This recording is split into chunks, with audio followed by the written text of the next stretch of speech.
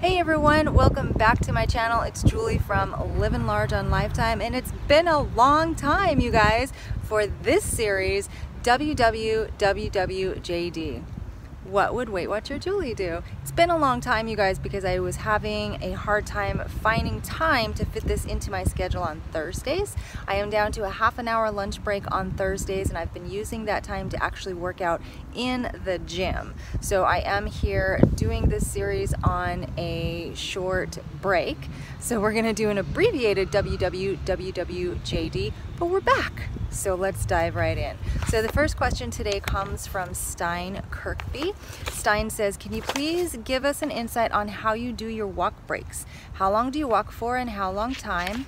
I want to begin, but I only have a few short breaks and 30 minutes lunch break where I use most of it eating my lunch. I'm in school, so I can't eat when it's not break time. So first of all, I actually get 2 short breaks, and on Monday, Wednesday, Friday, I get a 1-hour lunch. On Tuesday and Thursday, I get a 30-minute lunch. I used to use my lunchtime to do some walking, but I'm trying to be more productive with my time and shorten my workout time. So I'm actually using my lunchtime to do workouts in the gym right now. So I don't use that time for walking anymore. I do still try to take my 2 walk breaks throughout the day, 1 in the morning and 1 in the afternoon. If I walk really, really fast, I can make it to the park and back in 15 minutes. So I just try to go as fast as I can. Now, I don't always take these breaks. It depends on actually what's going on at work, and sometimes I just don't have time, or I'm in the middle of something and I'm not able to go. But I try to take these walk breaks as often as I can. So what I would recommend for you is, first of all, whatever breaks you get during the day, take whatever breaks you can and walk. Walk as far as you can, as fast as you can. I would probably not recommend that you try to walk during your lunch, because if you've only got 30 minutes, you really need to eat. And it's probably not a good thing to eat distracted or eat while you're walking. So really just use that time to focus on lunch, focus on your hunger and fullness signals, and be present in the moment as you eat. That's what I would do with that 30 minutes. But as far as your breaks, turn those into walking breaks. I don't know, you said you get a few breaks. I don't know if that's 2 or 3. If you get like a 10-minute break, for example, what I would do is time yourself and see how far away from the building you can walk in 5 minutes. That's going to be your turnaround point, and then walk the next 5 minutes back.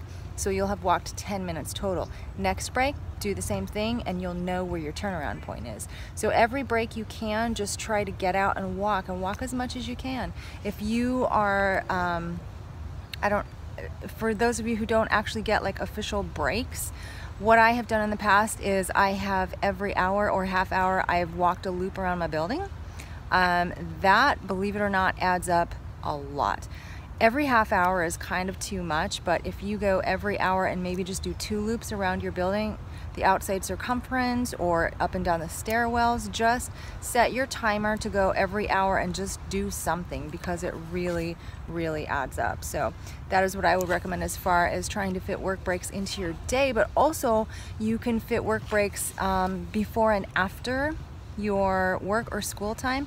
For example, instead of parking your car and going directly into work or into school, park your car and walk around the building first and then go in. Same thing when you leave at night, walk around the building first and then go to your car. Another good time you can incorporate some walk breaks is either directly before or after dinner. Just whatever you do, make it routine. So if you're going to take a 30-minute walk every night, okay, maybe a 20-minute walk, maybe a 15-minute walk, just decide to do it every single night before dinner or every single night after dinner. Make it a habit, and it will stick with you, and it will just be something that you do every single day. Even if it's only Monday through Friday, because it's part of your work week or school week schedule, that's fine. It will add up. So one last time you could do, which you could do pretty much like clockwork, is to take a short walk before you go to bed.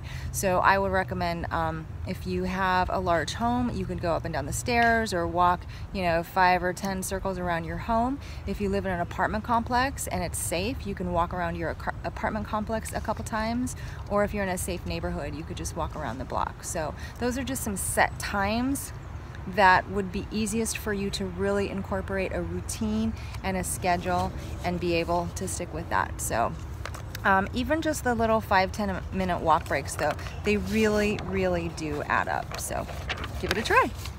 Okay, second question comes from Mary Gavitt.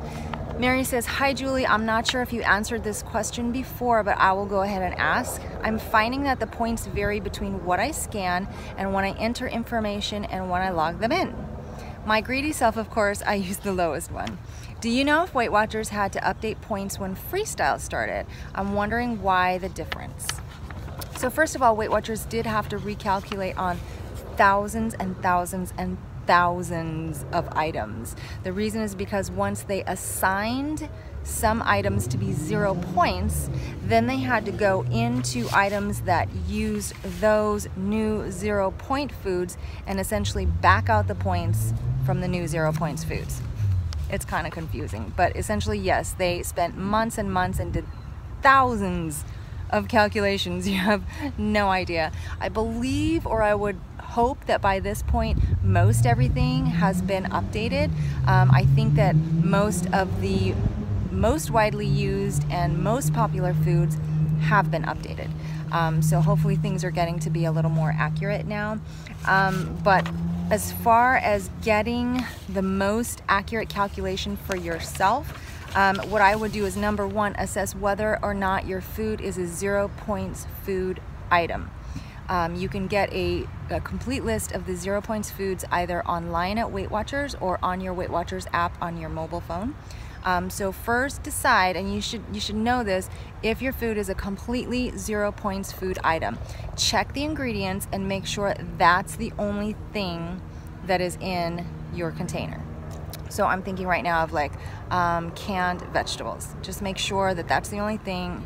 If there's a little bit of salt, or salt and water, I think is really all they put in those. So just make sure that your 0 point ingredient is the only ingredient in that, and then you can count that as 0. I'm also thinking of like unsweetened applesauce. Whenever you scan that, it comes up as points, but unsweetened applesauce is 0 points because apples, applesauce, no other ingredients, 0 points. So that's the most accurate way, is number one, decide if your food is a 0 points item, and then number two, do the calculations yourself. Because if you notice, sometimes when you scan an item, it will come up with the information, but it also has someone's name on it. That means that it has been crowdsourced, and that someone just like you or me has actually added the information into the database. So a lot of times people make mistakes. So those are not always accurate, the crowdsourced items, and even some of the Weight Watchers entered items, the official Weight Watchers items in the tracker, not always accurate, because it's done by humans, and humans make mistakes, and even sometimes technology. So the most accurate way is to do the calculations yourself, or at the very least, if you scan an item, make sure that whatever nutrients come up, that they actually match what is on the can or on the box. So if you scan an item, check to make sure that if it says there's 2 grams of fat, it's 2 grams of saturated fat on the box. If it says 5 grams of protein, make sure on the box it says 5 grams. Just make sure and check the listings of the nutrients there, and make sure everything is accurate. So that's what I would recommend. But also note that, so first of all, decide if your item is a 0 points food item, and make sure there's nothing else in the ingredients but that 0 point item. And then number two, if it's a boxed, prepared, whatever, do the calculations yourself. If something looks fishy, just do the calculations yourself and know that that's correct.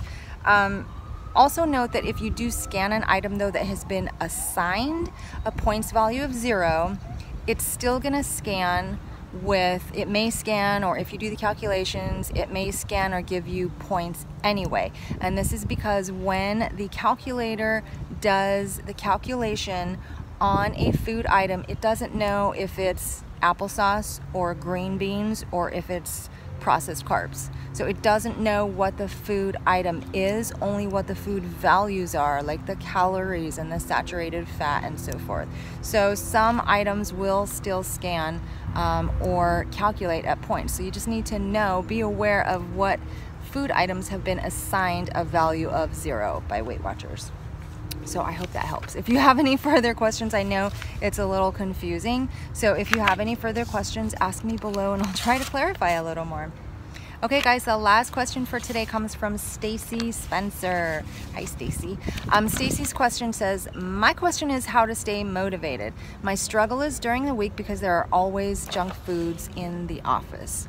Okay, to me, this seems like a two-part question because motivation and avoiding junk food, yes, it could be related, but I actually have two different answers for you. So first of all, for staying motivated, first and foremost, listen to Fat Dag and focus on your why.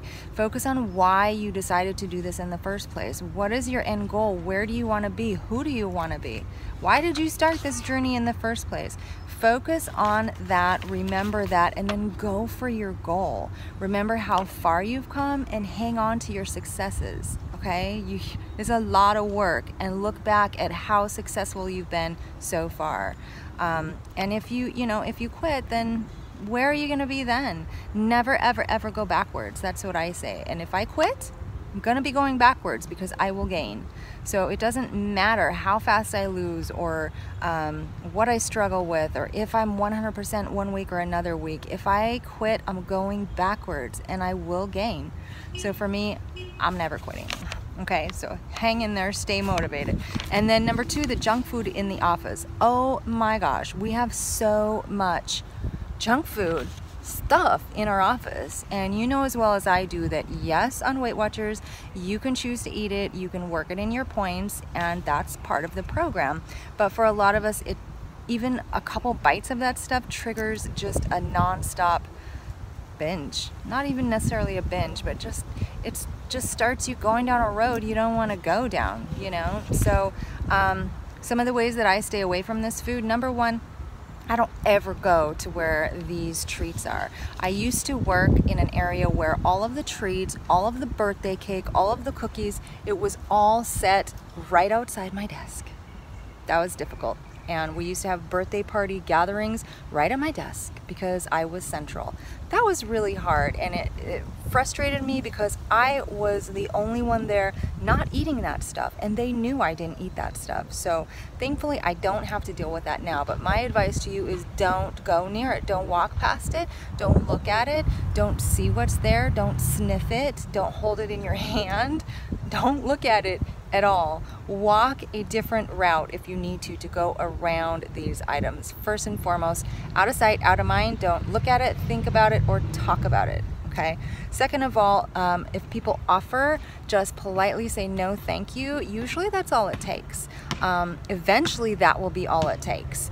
If people are continuing to be pushy or trying to push the food on you, I always say I'm full, or I don't really eat sugar, or I don't really like that, I don't really like blah blah blah, I'm going home to eat in half an hour, you know, whatever. You can tell them the truth that you're trying to lose weight, but then just expect a whole discussion about weight loss, and sometimes I'm just not up for that, you know? So just try just a simple no thank you, okay? And then biggest tip is always bring your own healthy snacks. Have tons of healthy snacks on hand for just this occasion. If you've always got snacks in the office, or if you've always got junk food in the office, always have healthy snacks to counteract that. Doesn't mean you need to eat them all day, every day. So, you know, try to exercise some control. Don't be snacking on your own healthy snacks all day. But if the urge strikes and you are seriously in a mental struggle between a cup of M&Ms and an RX bar or whatever your healthy snack is, go with the lesser of the two evils, okay? I used to bring tons of snacks just so that, and my go-to snack is fruit, sometimes applesauce. I always go for lowest points, but bring something that you actually like to eat so that when you're faced with a cupcake or your healthy snack, at least you'll want to eat your healthy snack. So bring something that you like to eat and make sure you have enough on hand. That's gonna be really, really helpful in walking away from whatever food is offered. Sometimes I would think to myself, I'd be in the middle of a birthday party or a baby shower or whatever at work, and everybody's eating all this decadent stuff, and I would know in my mind, it's okay, I don't need that because I'm having peanut butter banana oatmeal for lunch, and I love peanut butter banana oatmeal. So I would sit there and actually focus on my peanut butter banana oatmeal and how delicious it was going to be. A lot of times I do have to employ that tactic and not think about what I can't have, but I think about all the amazing things I can have, like poached eggs and mocha yogurt and peanut butter banana oatmeal. There's a lot of things on this lifestyle that I really, really like and really enjoy eating that are super low in points. So start thinking about not what you can't have, but think about what you can have. There's a million Weight Watchers recipes out there, a million low points recipes. You can find something that you love and focus on that, bring it to work to counteract those snacks. So, and then eventually, you know what, people just know that you are the person in the office that doesn't eat that stuff. And it's not a big deal. I've worked for 3 years in this office now, and I started Weight Watchers. Wow, I just realized I just hit my 3-year anniversary with Weight Watchers. So I've worked in this office for 3 years, and I started Weight Watchers the same week that I started this job. So from day one, I pretty much say no to sweets. People do see me indulge in them once in a while, but because I've said no so often, they never expect me to. They never expect it. They never push it on me. They never question why I'm not having this stuff. Honestly, I rarely even get asked out to lunch anymore, which doesn't bother me because they know I'm not gonna go because I'm gonna go work out.